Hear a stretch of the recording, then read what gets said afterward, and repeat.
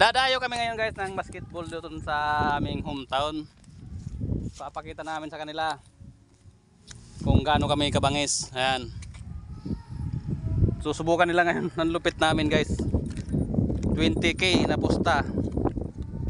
Ewan ko lang kung may pumalag sa amin.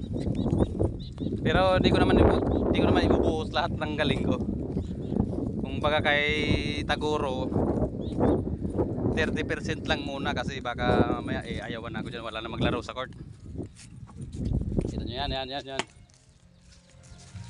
Lagahinong. Yan. Galing kami ngayon sa hacienda namin. Siyempre pumasyal muna, tinignan muna namin yung mga kabayo namin kung malakas pa ba tumadyak. Kaya ito ngayon kami ngayon, hapon na.